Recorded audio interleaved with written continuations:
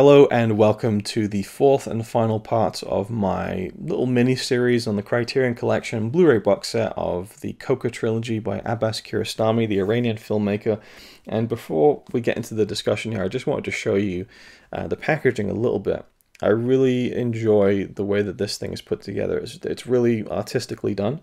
So you have the outer box there, very minimalist design, and three square shapes. They look kind of diamond to me, but I guess they're kind of just squares tilted on their sides. I think that's what a diamond is, right? A diamond shape. No, maybe not. Maybe there's a bit more of a complex. I don't know. But either way, they look like diamonds to me, or like gems from a video game or something.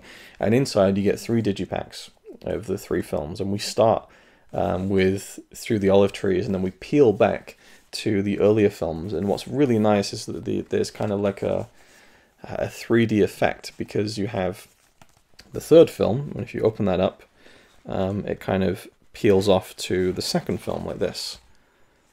And it's kind of like a windowed effect, where in this, if you put them all together, you get a shot from the third film, the second film, and the first film. And it's all the zigzag formation, both in terms of the hill that appears in all 3 films, and also this random piece of scenery from the second film. So you get the second film there in the second level, and then you open that one up, and on the inside you get the first film, and then the booklet inside. But I love how that applies, and then the different diamond shapes will get colored in. So that's the third film, the second one is colored in there, and then of course when you put them all in, and it's like nicely completed, you get to see these. That would be the third, first, and the second. So that's the second, that's the first, and that's the third. So first, second, third.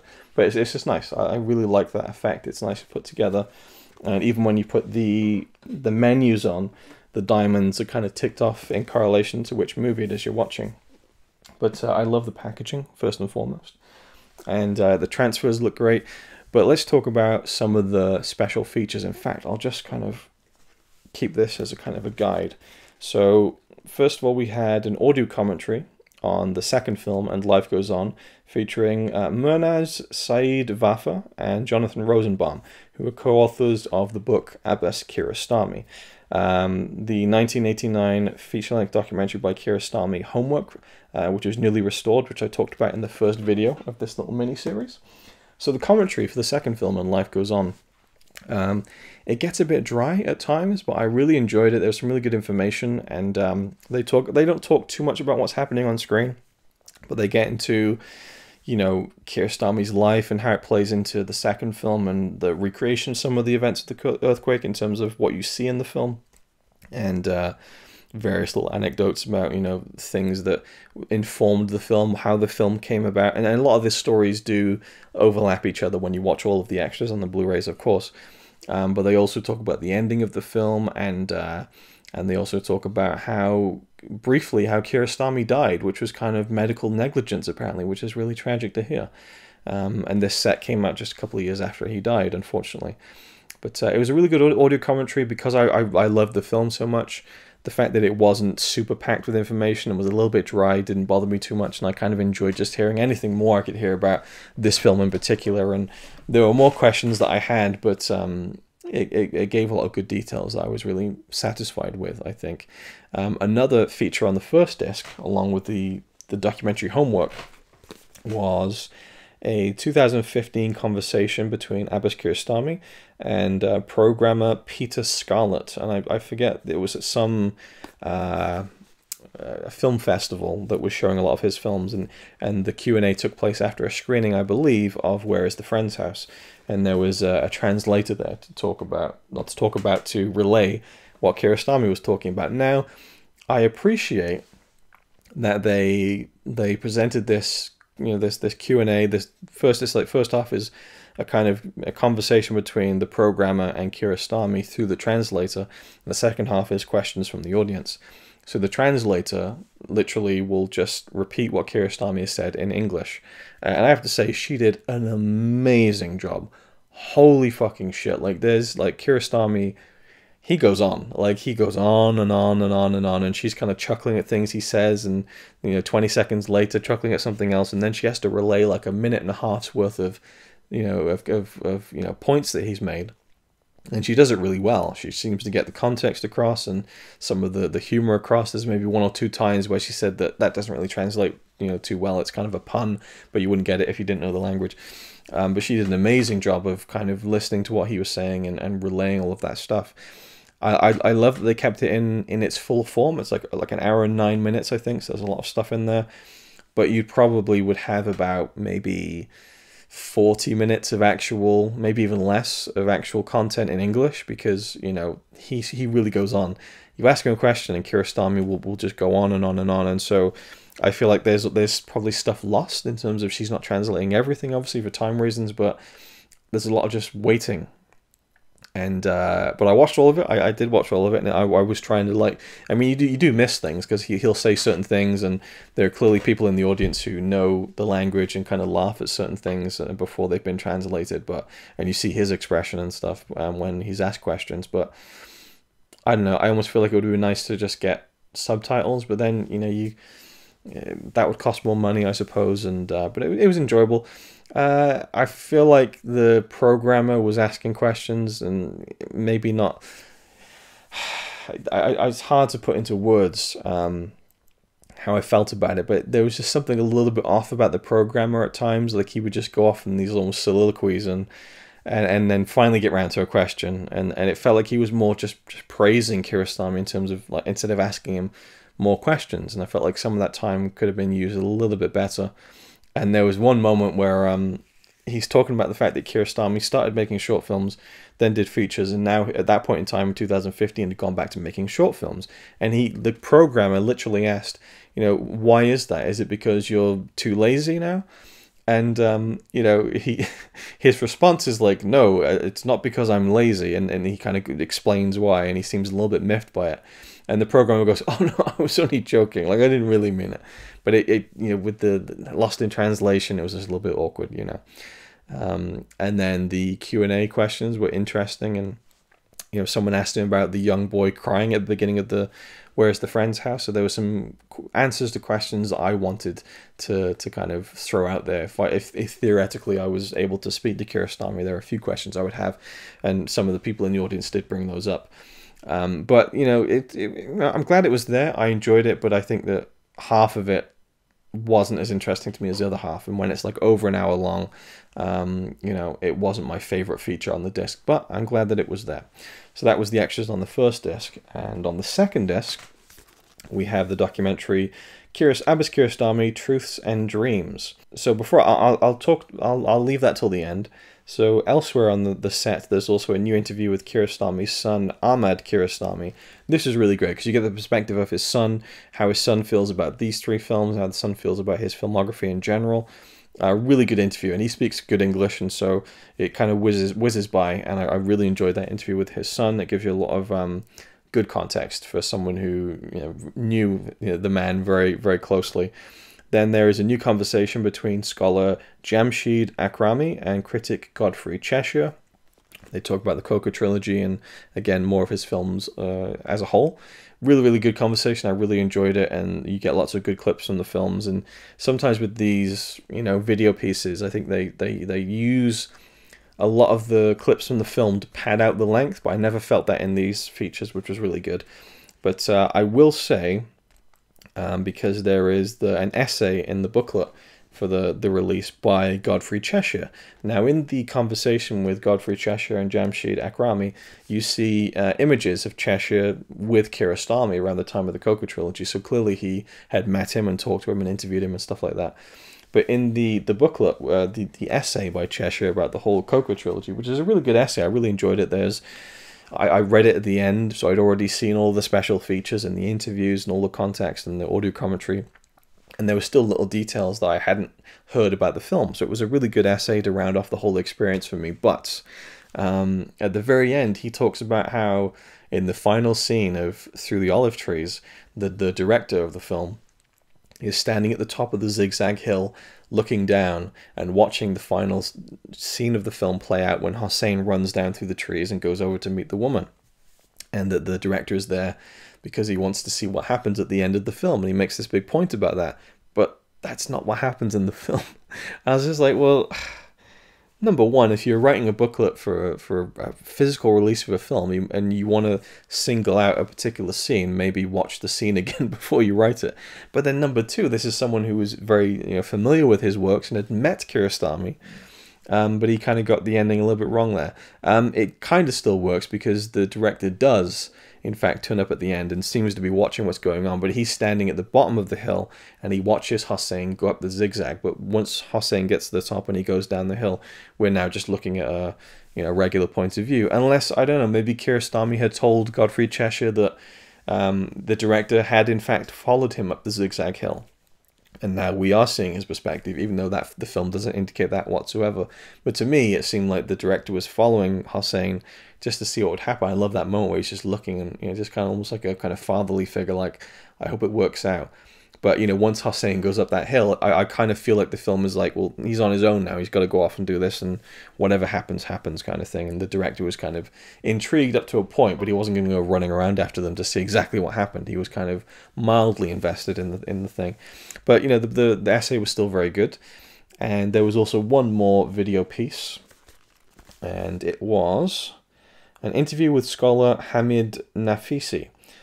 Which I hate to say I've forgotten the particulars of, but I remember really enjoying it. There was honestly nothing in this set that I thought wasn't really good, with the exception of maybe the 2015 Q&A session, which dragged a little bit for me.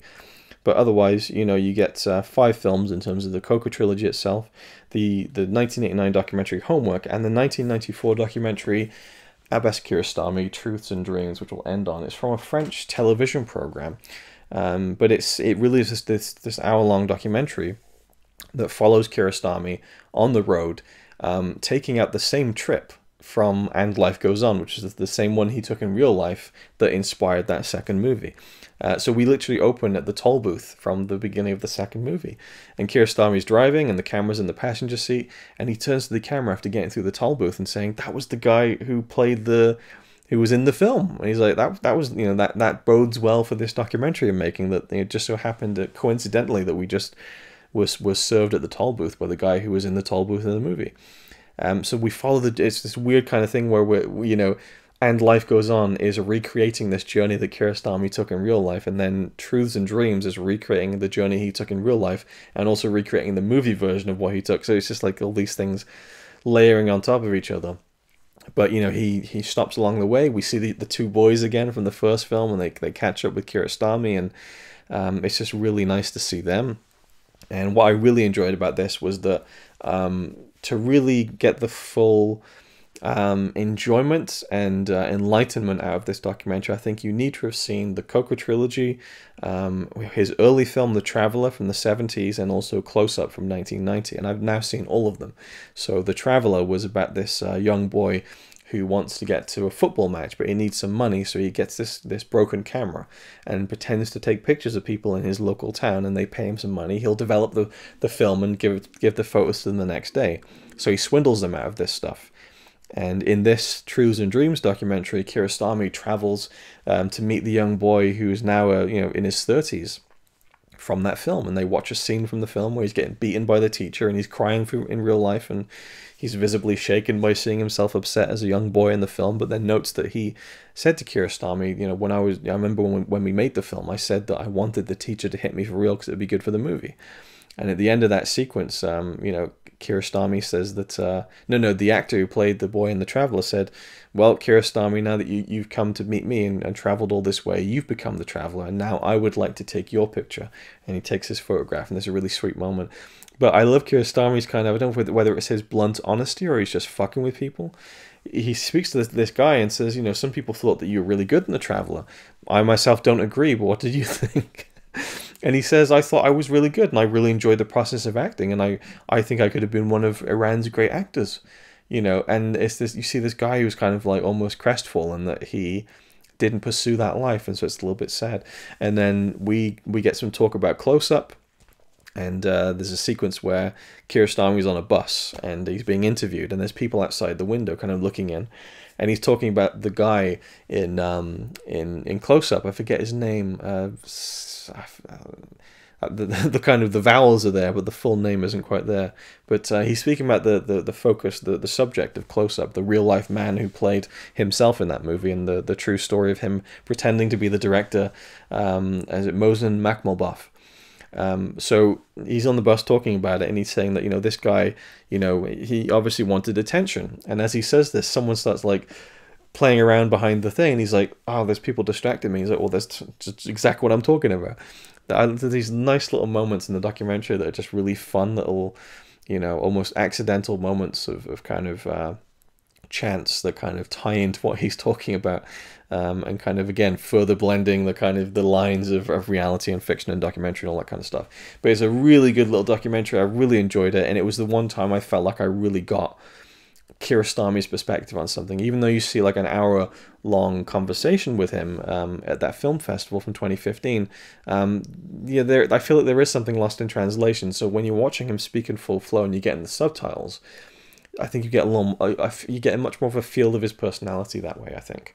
And he also goes back and meets Hossein from the second film and the third film, and that was really an interesting, almost uncomfortable meeting, where he sat there talking to Hossein. He's like, well, sit down. And Hossein sits down. He's a bit uncomfortable. His wife's there. And it's a bit of an awkward meeting, I think. And, you know, Hossein didn't even go to see the third film, didn't turn up to the premiere. He was busy. And then he says, well, what are you doing for work? He's like, I don't do anything for work. It's just this weird little moment. But, you know, it feels like everything was kind of covered. And they travel back to Koker, and I think you even see the zigzag hill again. He talks about how he put that in there and stuff. So if you're a fan of the films, it really rounds everything together, and I'm so glad that they included it. And just a great little documentary that follows Kiarostami, and you get a flavor for him, you get a flavor for some of the films that he's made. And considering I had luckily seen those other two films, Close Up and The Traveller, all tied together for me to make a really entertaining hour-long documentary. Now, that's it. I think I'm done with the Koker Trilogy. I think I've talked about these films for about an hour and 10 minutes, hour and 20 minutes all told over these 4 videos. So I hope you've enjoyed. If you've watched all 4 of these, thank you. If you've watched all 4 of these and also my Blu-ray roulette episode on these films, then I'm sorry that I repeated myself so much, but I felt like this box set and these films deserved like standalone videos that are very clearly marked, you know, Through the Olive Trees review and Life Goes On review, box set review, all that kind of stuff. So it's been fun to do this. It's always nice to go through a Blu-ray or a Blu-ray set and kind of just go through the whole thing front to back and then talk about it, which I don't do anywhere near enough, you know, as I probably should. But yeah, this is safely, I would say, the Koker Trilogy. I'd put it up there as one of my favorite trilogies, I think. And one thing I can leave you on is that I rated each film, including Homework and Abbas Kiarostami, Truths and Dreams. I rated all 5 of them 4.5 out of 5, so 9 out of 10 movies. But I would say, even though they are kind of 3 separate stories, they are linked through this kind of weird, kind of zigzaggy thread. Which I didn't even mean to tie that into the zigzagging path, but that's kind of how the direction that the trilogy has taken. It goes one way, it goes back the other, and it comes back round again. But this zigzagging thread that connects all 3 of them, even though they work on their own, but there is this kind of feeling that they make this one piece in a way, and considered as a trilogy, as this weird kind of jumble of movies, I would rate the trilogy as a 5 out of 5.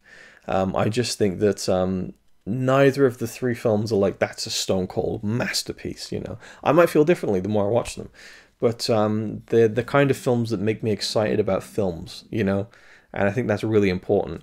But I can't honestly say that any of them as a single film is like, that's amazing, you've got to see that. No, I wouldn't say that, but I love them.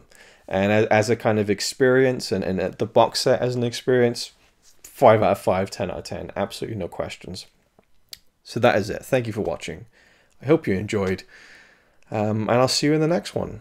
And life goes on. It's alright by me.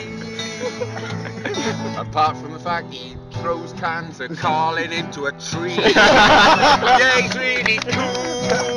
Yeah, he's really cool. But he's not quite as cool as you.